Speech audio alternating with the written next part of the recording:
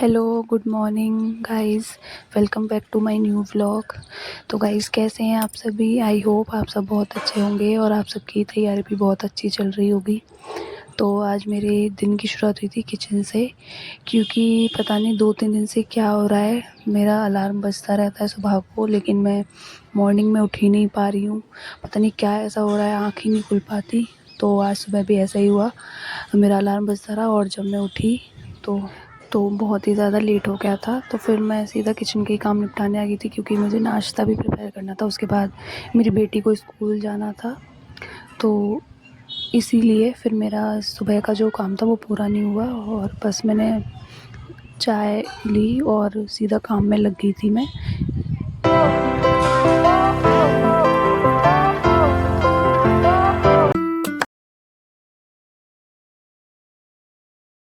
Good morning guys. तो अभी बज रहे हैं 10 और मेरा जो सुबह का ऑलमोस्ट काम है वो हो चुका है। मैंने ब्रेकफास्ट बना दिया, मेरी बेटी स्कूल चली गई और मैं भी नहा धो के आ गई और मैंने ब्रेकफास्ट भी कर लिया है। अब फाइनली मैं जा रही हूँ अपनी स्टडी का पहला स्लॉट कंप्लीट करने। तो चलते हैं। तो फ्रेंड्स, ये जो मेरा स्टडी स्लॉट है ये मैं कम से कम 3 घंटे का रहने वाला है, क्योंकि 1 या सवा बजे मेरी बेटी स्कूल से आ जाती है। और अभी मेरे घर के जो काम मैंने कर चुकी हूँ मैं, और घर पे भी सब लोग अपने काम से जा चुके हैं। इस टाइम मैं सिर्फ अकेली हूँ, तो मैं बहुत अच्छे से बिना किसी डिस्टर्बेंस के पढ़ाई कर पाऊँगी। तो पहला स्टडी स्लॉट है, तो मैं पहला स्टडी स्लॉट में वही सब्जेक्ट पढ़ती हूँ जिसमें मेरा ज़्यादा इंटरेस्ट है, और वही मेरा मेन सब्जेक्ट भी है टीजीटी के लिए।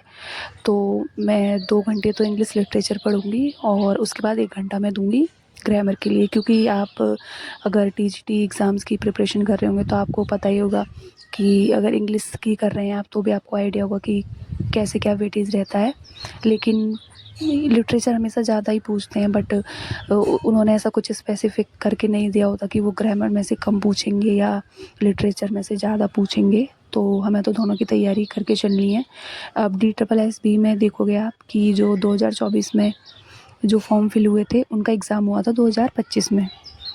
तो मैंने उस एग्ज़ाम के लिए ग्रामर भी बहुत अच्छे से प्रिपेयर करी थी और लिटरेचर भी करा था। लेकिन जो मेरा लिटरेचर था वो मैंने उतना ज़्यादा डीप में नहीं कर पाई थी मैं, और कराया भी नहीं था, क्योंकि इतने सारे उन्होंने वर्क्स दे रखे थे, इतना बड़ा सिलेबस था। तो मुझे नहीं लगता कि इतने सारे वर्क्स आप डीप में कर पाओगे।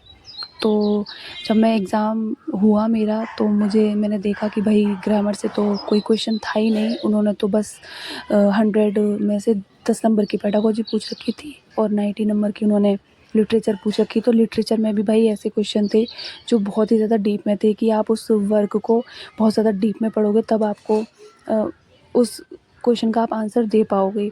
और ऐसा था कि उसमें एक ही वर्क से 4-4 5-5 क्वेश्चन थे, तो उसमें मैं थोड़ा मात खा गई थी। वैसे अभी उसका रिज़ल्ट आया नहीं है, पर हाँ, मुझे लगता है कि जिस हिसाब से मेरा एग्ज़ाम हुआ मेरा सिलेक्शन होगा या नहीं, आई हैव नो आइडिया। पर मैं तो आपसे कहूँगी कि जो ये सिलेबस देते हैं ना उसके अकॉर्डिंग कुछ नहीं पूछते, आपको खुद ही करना पड़ता है सब कुछ।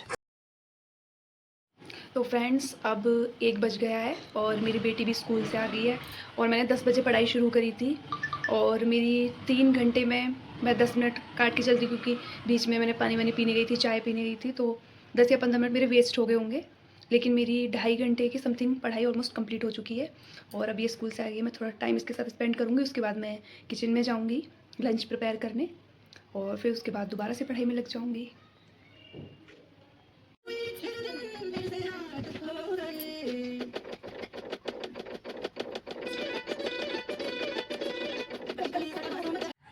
और अभी आपने देखा होगा कि मेरी बेटी डांस कर रही थी। भाई, इसको डांस का इतना शौक़ है, इतना शौक़ है। स्कूल से आते ही इसने कि मम्मा चलो हम डांस करते हैं, आप मेरे साथ डांस करो। तो फिर मैं भी थोड़ी सा इसके साथ मस्ती कर ली, क्योंकि भाई काम कितना भी हो, पढ़ाई कितनी भी हो, लेकिन बच्चों को इग्नोर तो नहीं कर सकते। और मैं करती भी नहीं हूँ अपनी बेटी को इग्नोर। अगर मुझे लगता है कि उसको मेरी ज़रूरत है या वो मेरे से कह रही है मम्मा आप मेरे साथ खेल लो, तो मैं छोड़ देती हूँ उस काम को बीच में और मैं अपनी बेटी के साथ लग जाती हूँ। क्योंकि भाई बच्चों का जो बचपन है वो तो लौट के नहीं आने वाला। और इसके बाद मैं आ गई थी लंच प्रिपेयर करने, क्योंकि लंच का टाइम हो गया था और लंच प्रिपेयर करने के बाद मैं थोड़ा रेस्ट करूँगी, 1 डेढ़ घंटे के समथिंग का।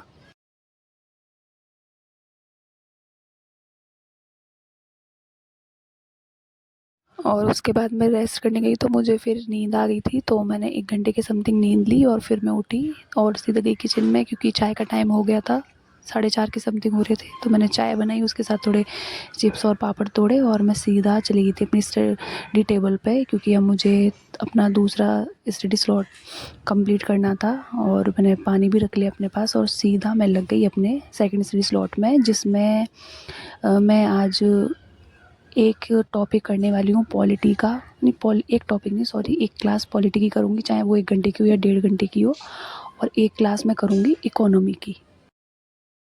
तो फ्रेंड्स, मैंने डिनर प्रिपेयर कर दिया है, डिनर भी कर लिया है और अभी टाइम हो रहा है 9 बज गए हैं और मेरी बेटी भी ये सो गई है। तो अब मैं आराम से फ्री होके 1.5 या 2 घंटे की पढ़ाई कर लूँगी, जो मेरा तीसरा स्टडी स्लॉट है। सुबह मैंने मॉर्निंग में करी थी 3 घंटे की पढ़ाई, उसके बाद मैंने इवनिंग में मेरी 2 घंटे की पढ़ाई हुई है। अब मैं देखती हूँ 2 घंटे की पढ़ाई और करूँगी और आज मेरी 7 आवर्स की स्टडी कंप्लीट हो जाएगी। तो फ्रेंड्स, ये मेरे नाइट का स्टडी सेशन है, थर्ड स्टडी सेशन, क्योंकि अब मैंने काम से फ्री हो गई थी और बेटी भी मेरी सो गई थी। तो अब मैं 1 या 1.5 घंटे की समथिंग पढ़ाई कर लूँगी। और अब मैं कर रही थी डिस्क्रिप्ट की तैयारी, क्योंकि आपको पता है मैंने ना एलटी ग्रेड का एग्ज़ाम दिया था, तो उसमें मेरा प्री नहीं हो पाया, लेकिन मैंने बैच परचेज करा था, तो वहाँ पे हमें मेंस की प्रिपरेशन करा रहे हैं डिस्क्रिप्टिव एग्ज़ाम की। तो मुझे लगता है आने वाले टाइम में हर एग्ज़ाम में ऐसा ही हो जाएगा, क्योंकि जीआईसी लेक्चर में आपको पता है प्री और मेंस है, मेंस में डिस्क्रिप्टिव एग्ज़ाम आता है। तो मैं 1-1.5 घंटे उसको देती हूँ, जिससे मुझे आइडिया लगे कि मुझे किस तरह से कॉपी लिखनी है, और मतलब आइडिया लग जाएगी कितने वर्ड काउंट मेरा कैसे रहेगा, कितनी लाइन में मेरा कितना वर्ड काउंट हो जाएगा। क्योंकि मैं अगर अभी से इस चीज़ पे प्रिपेयर करूँगी तो आगे चल के मुझे प्रॉब्लम नहीं होने वाली, क्योंकि आप देखोगे केवीएस एनवीएस में सब में ही खाली TSSB को ही छोड़ के इस चीज़ में तो सभी में डिस्क्रिप्टिव एग्ज़ाम होता है। तो मैं अभी से उस चीज़ की तैयारी करूँगी ना, तो आगे चल के मुझे वो नहीं होगी। तो फ्रेंड्स, बस आज के व्लॉग में इतना ही, मिलते हैं अपने नेक्स्ट व्लॉग में। और प्लीज़, अगर आपको मेरी वीडियो अच्छी लगी हो तो मेरी वीडियो को लाइक करें, कमेंट करें और मेरे चैनल को ज़रूर सब्सक्राइब करें और इस जर्नी में जुड़ जाइए मेरे साथ। Thank you, bye bye friends, and take care.